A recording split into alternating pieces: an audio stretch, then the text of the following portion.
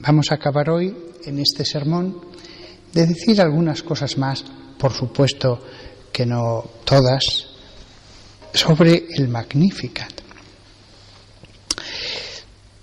La Virgen María dice a su prima, porque he aquí que desde ahora todas las generaciones me llamarán bendita. Ella hablaba claramente por inspiración. Podría haberse centrado solo en su Hijo, solo en el Dios uno, pero el Espíritu le impulsó, y ella no pudo otra cosa que decirlo, le impulsó a hacer esta referencia a sí misma, porque he aquí que desde ahora todas las generaciones me llamarán bendita. Y allí donde se predique a Jesús, se predicará que la Virgen María dijo esto. Continúa, porque el que es poderoso ha hecho grandes cosas por mí, y santo es su nombre.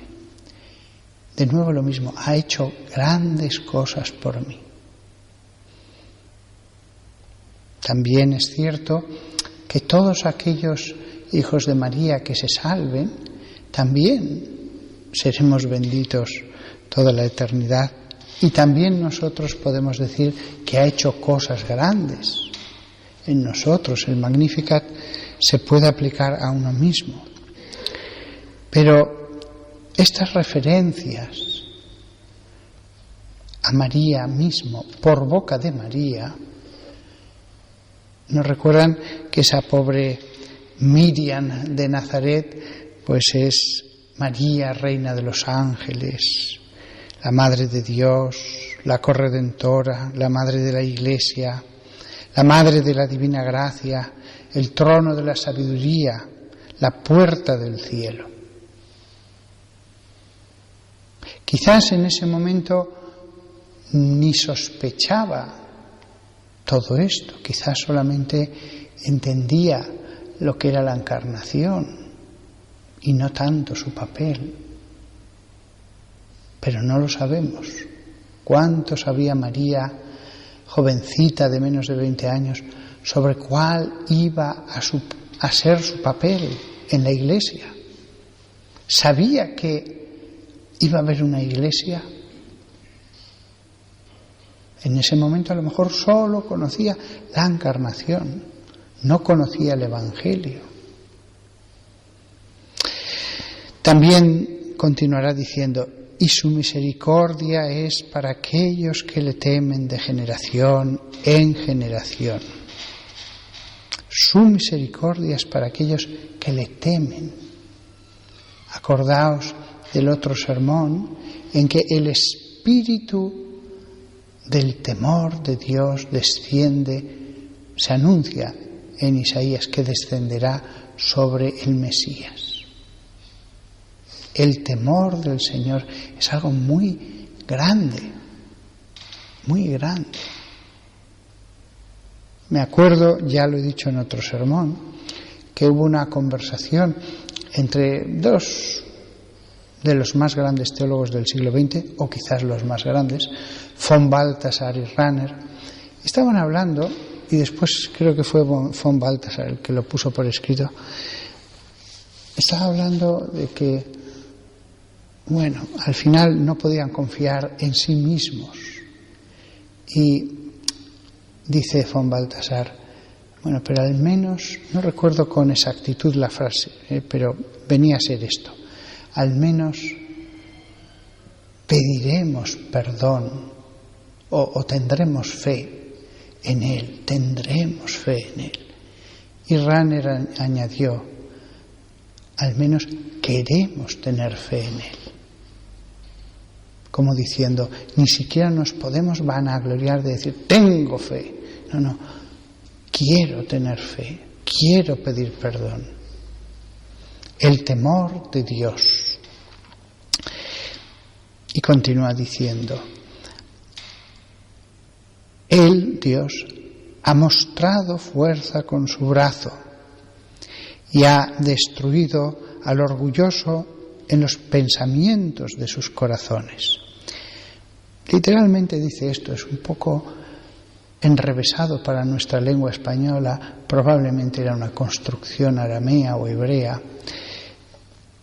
Digo hebrea porque a lo mejor en alguna zona de Judea se mantenía el hebreo.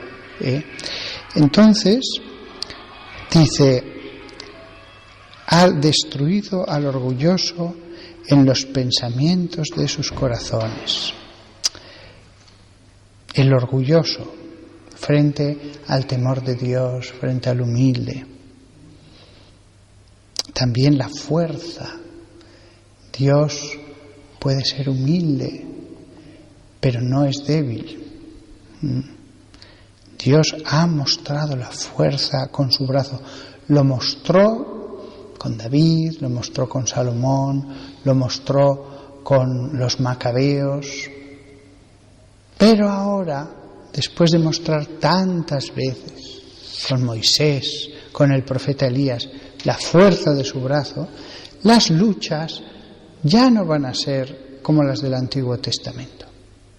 Las luchas, el poder de su brazo se va a mostrar en luchas espirituales. Antes las luchas eran por una tierra física. Ahora las luchas van a ser por la tierra del alma. Esa es la tierra que hay que reconquistar, fortificar, etc. Ha mostrado fuerza con su brazo. Todo el Antiguo Testamento es una muestra de esa fuerza. Pero ahora es otra lucha la que va a empezar con otras armas.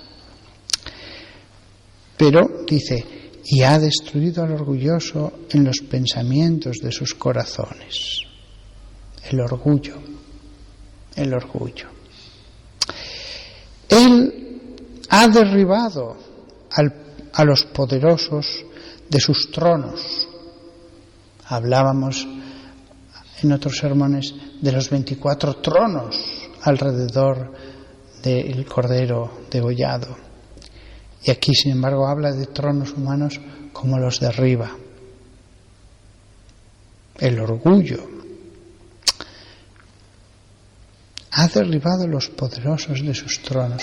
No hay poder que pueda resistir al poder de Dios. Eso tenemos que recordarlo cuando vemos la opresión que sufre Venezuela, la opresión que hay en algunos lugares de África donde reinan señores de la guerra, o la mafia en algunas ciudades, o no hay poder como el de Dios, por muy grande que parezca el mal, el poder del mal.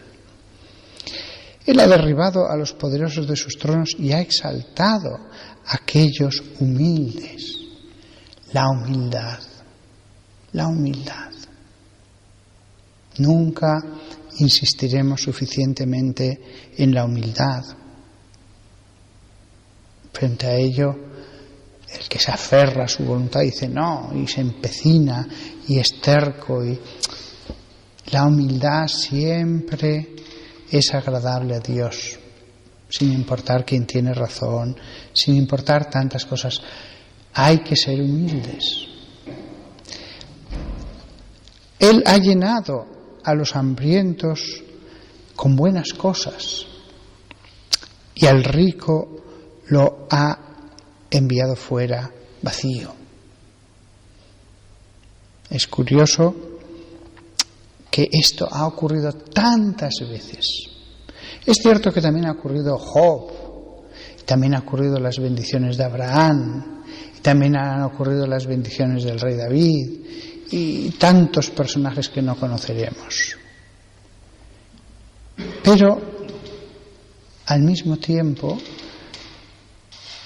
el rico, el orgulloso, el que confía en sí mismo, el que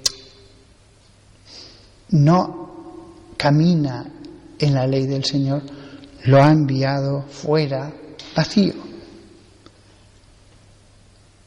Aquí la palabra rico, y el rico lo ha enviado vacío, hay que entenderlo en el sentido del Evangelio.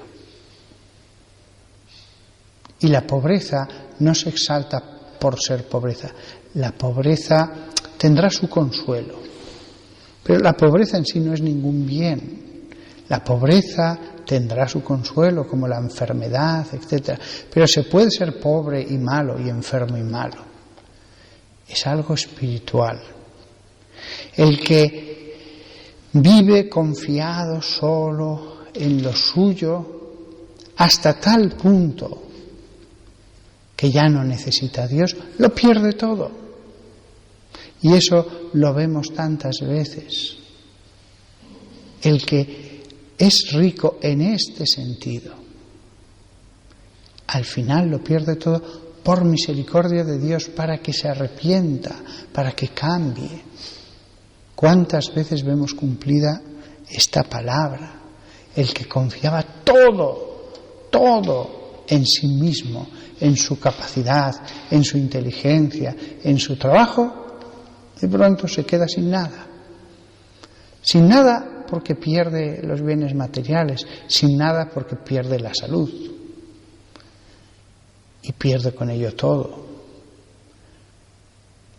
De verdad que hay que buscar la riqueza espiritual y estar hambrientos de la palabra de Dios. Y lo último, el último versículo que voy a decir: y ha ayudado a su siervo Israel, acordándose de su misericordia, como habló a nuestros padres desde Abraham a su descendencia para siempre. Ha ayudado, sigue ayudando. Dios sigue ayudando a su siervo Israel. Esto se sigue leyendo en todas las iglesias. A su siervo Israel.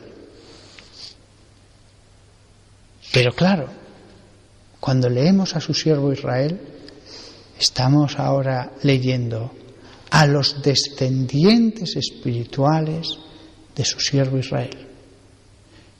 Dios está ayudando a la genealogía que viene desde Abraham, pero ya no en la carne, sino en el espíritu.